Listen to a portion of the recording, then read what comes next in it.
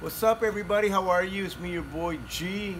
Right here doing an interview here with a gentleman by the name of Anthony, aka Stretch Barajas, and we're here in his backyard over here in this beautiful little backyard, enjoying some pan dulce, some tamales, and some flies, and some coffee. But we don't mind the flies if you don't. Anyways, guys, what I like doing is I like to break bread.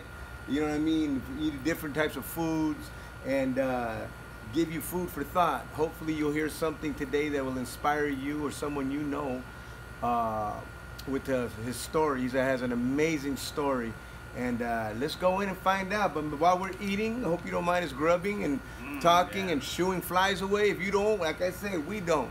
But you know, look at this. We even got a little June bug. Look at that. Little June bugs like pan dulce. Hey, I don't blame them. Come on now. I don't blame any of these flies or bugs. What's some of this? You know what I mean? Tamales. What kind of tamales are these, bro? These are the green chili ones, the good ones. Green chili tamales, guys. Green chili. Let's try them first here. Let's try them out. Jesus. Amen. Amen. Thank you, Lord. Thanks for it, but. Amen. Oh.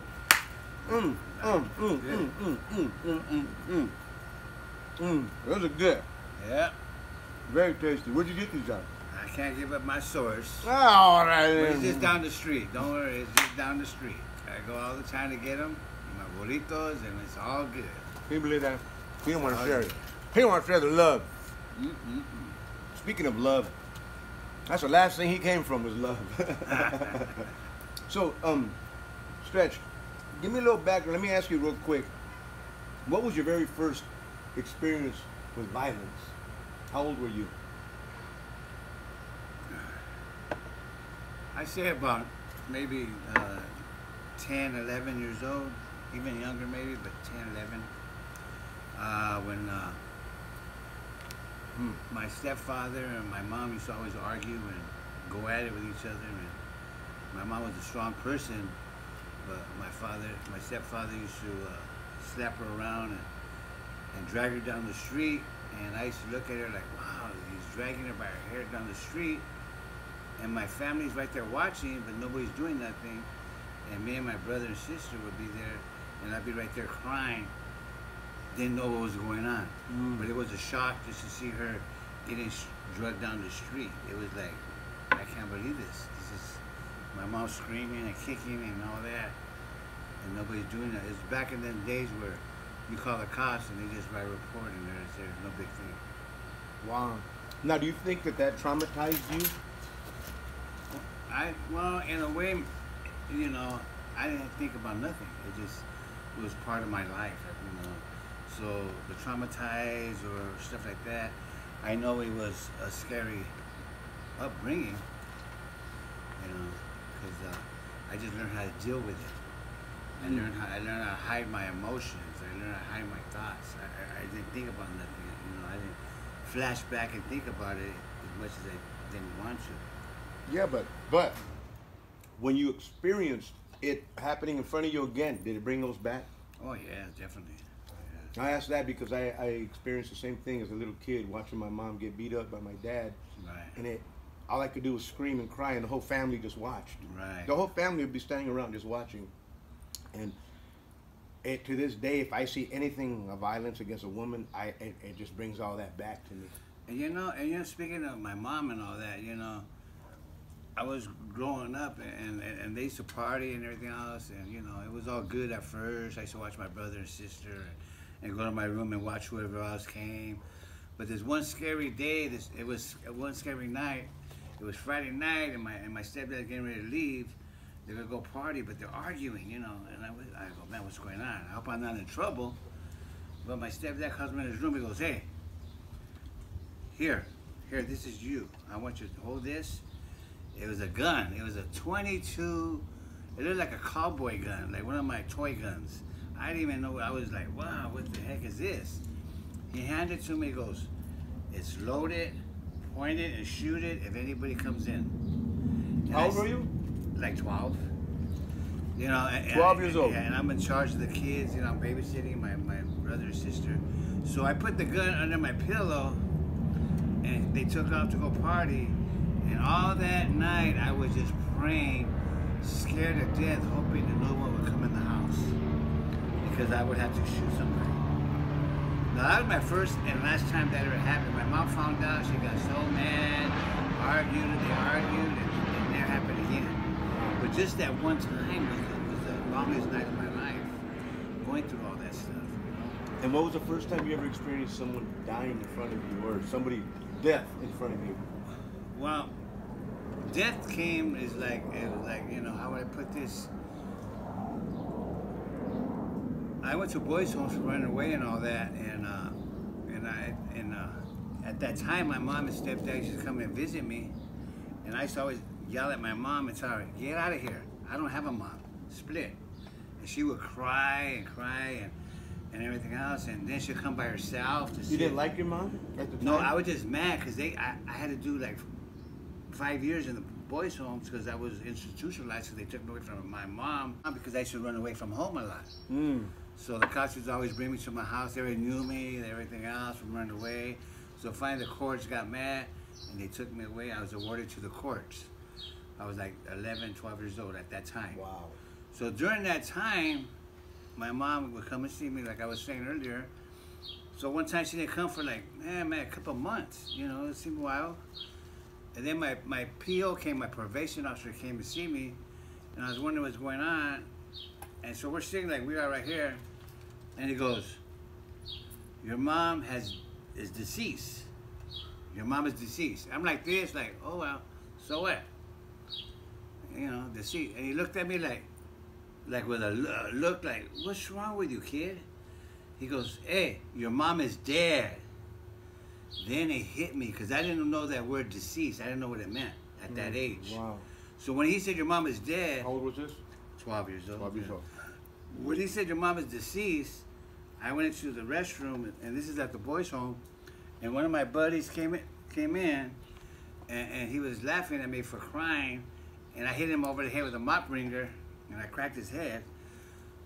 And the counselors came in and broke it up, and they said, due to the fact what happened, I was kind of traumatized, so they let everything kind of slip on by. I didn't get charged or nothing. That was good. Wow. So that was my first experience, even hearing somebody dying. And my mom was the first person, along with others, that passed away that was real close. And up to this day, I still feel like, man, I wish I should have told my mom I loved her. I never got that chance to tell her I loved her. Because, you know, all I see her is crying and leaving. And all the things she went through with the men she was with. She was a strong woman. But I seen the hurt in her. Wow. You know, so. Can we move this here real quick? Yeah, I just want to move this. Go ahead. I'm just going to move these or cover these up. Let me cover them up. We're going to cover up this Yeah, stuff from the cover- flies, yeah, guys, they're because having a we have a party. little fly issue today. They're having a party. Sorry about the flies, but it's all right. You know, you can't blame the flies. This fool's a bomb. Yeah, so. I'm sorry. Go ahead. No, so that was my first experience. So then after doing all that, I did 5 years in the boys' home. I was growing up. I was almost like 17. And then my aunt, my mom's sister, came to get me out of the boys' home, my aunt and uncle. And my aunt goes, "Mijo, come home now. It's time to come home." And being institutionalized, I go, "This is my home. This is my Wow. Yeah, this is my home. I was raised there." You know? Really? Yeah. Well, okay, I did 5 years, 12, 13, 14, 15, 16, almost 17 years old. Wow. So, you know, it's like, I was. You were raised- institutionalized. At They called that institutionalized. Right. Where you get used to being in the institution and you feel more comfortable there than out, right? Is that what they? Right, Is that the definition of institutionalized? Right, that's what I mean. And then to top it off, I really didn't know what the world had outside. I was in my little circle, more or less. I used to go to the bus to go to school, all those guys from the boys' homes. And you know, at first I went to foster homes, but they used to treat me like, you know what, after, and I should run away. Except there was this one lady and two sons that treated me good. I mean, they treated me so good, like I was a little kid. I used to go hunting with them and everything. I was like happy. And then they could not afford keeping me no more. So they took me away after being there like a year. And I was so, man, thank you. This is the best. And they took me away. So that's more experience of being hurt. My heart was like, wow, tore up. So I had to go back to the boys' homes. And I got harder and stuff like that. So my aunt got me out. And I grew up in Northeast LA. And I got introduced to the Avenue Gang, you know. And they became my family. They became my road dogs. They became always there for me at the time. Because back in them days with the gangs and all that, we were always together. We were always, you know, yeah, we get jumped and stabbed. I got jumped, stabbed, bumper jack, and all that at that time too, of course. That's the part of growing up.